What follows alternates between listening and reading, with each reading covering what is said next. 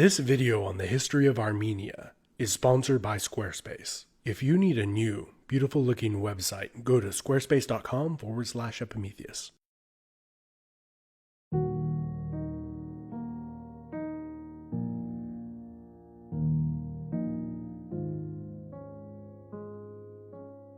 Armenia is a landlocked nation of approximately 3 million people, located in the southern Caucasus Mountain region of Eurasia. It is enveloped by Iran, Turkey, Georgia, and Azerbaijan. Although the modern nation-state of Armenia formed in the 20th century, the region was settled far back in prehistoric times, with some of the earliest permanent human settlements on the planet found there, as well as the earliest remains of a winery and a shoe being found in Armenia. Out of these early cultures developed many small independent city-states, which were protected but disunited because of the mountainous, naturally defensible terrain. These same mountains were rich in a variety of metals, especially silver and copper, one of the components needed for the smelting of the alloy bronze. To the south and west, large expansionist empires formed that began to encroach and raid the mountain people's territory, who in response formed formidable coalitions of kings and tribes, which were largely effective in confronting their imperial neighbors. The Assyrians, who campaigned in the north,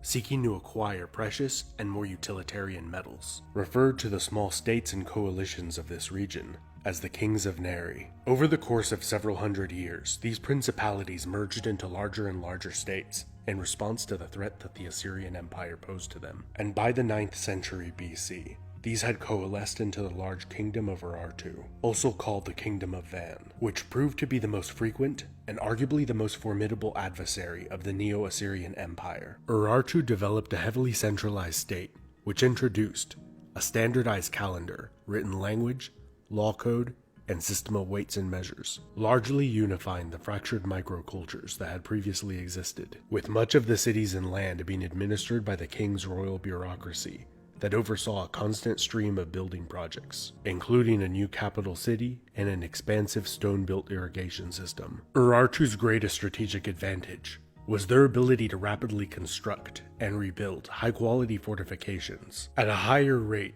than Assyria could besiege and dismantle them. The basis of the Urartian economy were their skilled metal workers that exported large amounts of raw and finished metalware throughout the Near East and Mediterranean. After centuries of near constant war with Assyria and surviving several major nomadic invasions, Urartu steadily declined throughout the 7th century BC, becoming a nominal vassal of Assyria.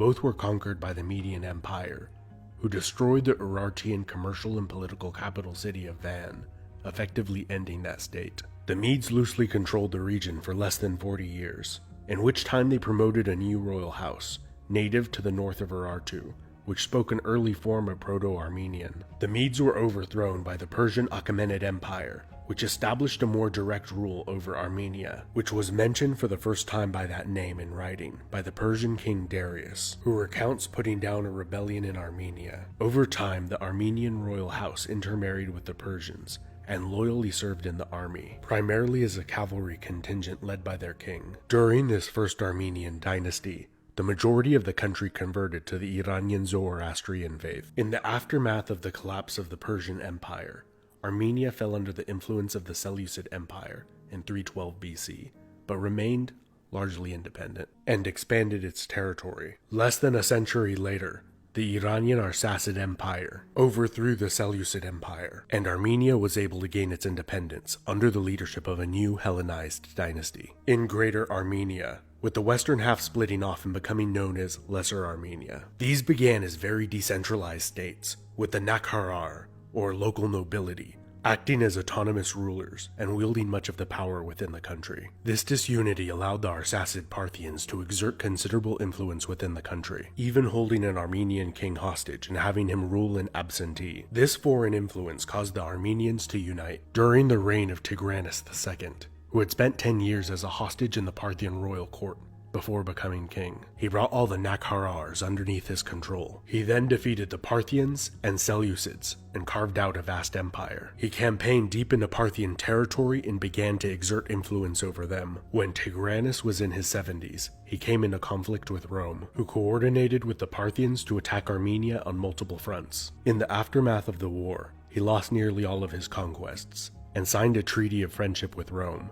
He ruled till he was 85. Armenia avoided annexation by either of its imperial neighbors by strategically switching sides in the delicate balance of power, as it played a major role, bestriding the frequently war-torn border zone to its south, until 12 AD, when a chaotic period began, where both the Parthians and Romans placed kings on the Armenian throne that were favorable to their empire. By 54 AD, the Parthians had firmly established members of their Arsacid royal family on the Armenian throne. Under the Emperor Trajan, the Romans briefly annexed Armenia, and although belonging to the Parthian Arsacid royal family, the Armenian kings frequently sided with Rome in the many conflicts between the two empires. During the 3rd century, the Sassanid Persians overthrew the Arsacid Parthians and then conquered Armenia and imposed direct rule for a short while. Roman and Sassanid armies intermittently occupied Armenian territory. In 298, a fractured Armenia was unified, and 3 years later, its king converted to Christianity and adopted it as the official state religion shortly after,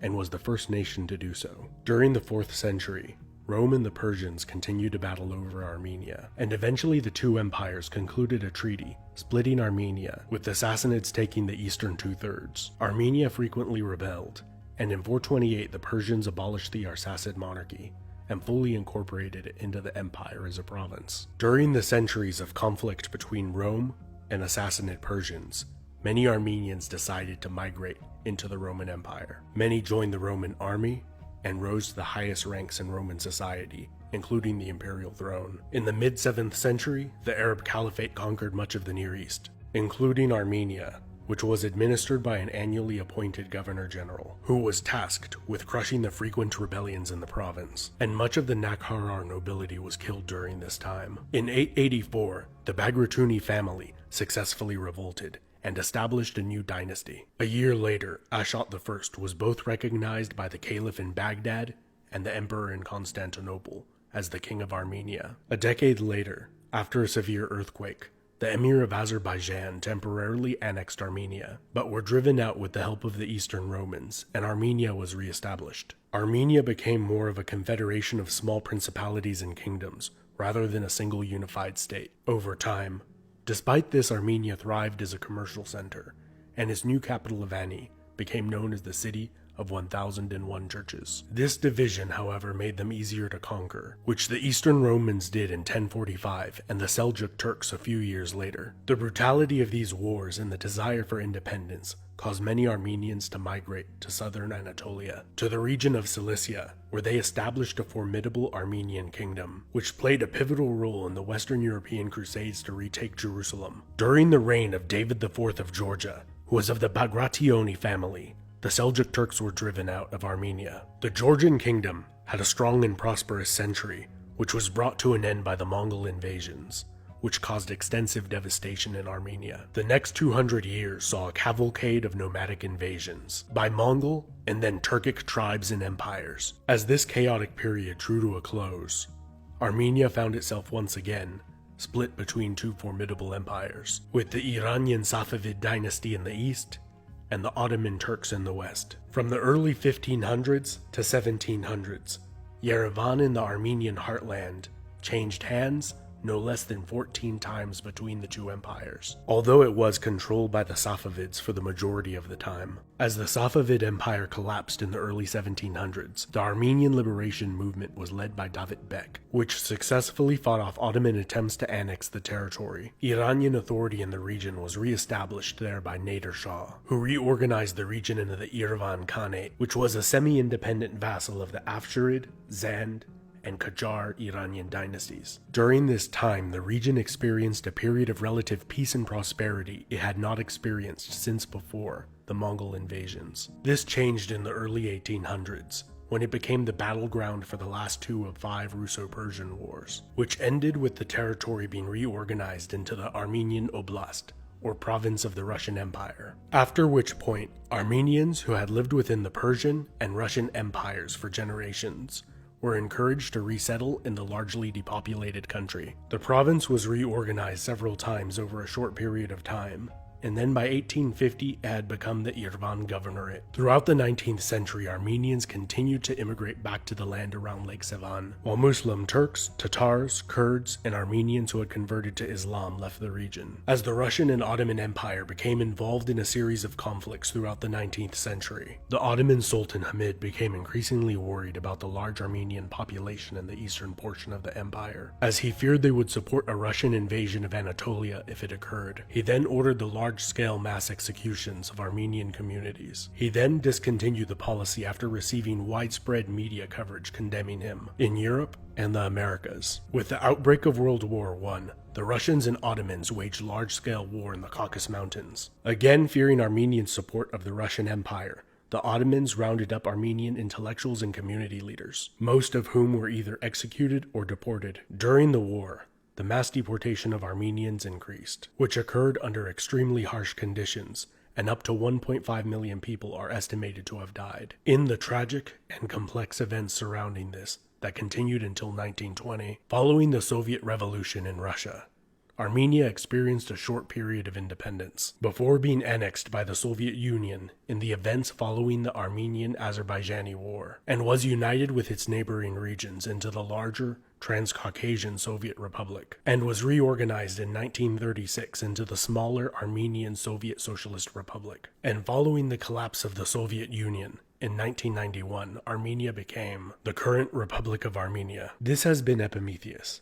and I would like to thank my patrons over on patreon.com, and this video's sponsor, Squarespace. If you don't already know about Squarespace, they're the solution to building your own beautiful looking website, even if you don't know anything about web coding, because it's super simple and intuitive. And it helps a lot that Squarespace has a wide variety of templates, where you could create a professional looking website in only a few minutes. It's easy enough that almost anyone can do it, unless maybe you've never used a mouse or keyboard before. To get started on your website, head over to squarespace.com/Epimetheus. You can check it out for free, and if you like what you created, you can use the coupon code Epimetheus to get 10% off your first purchase. Be sure to subscribe if you would like to see more videos like this.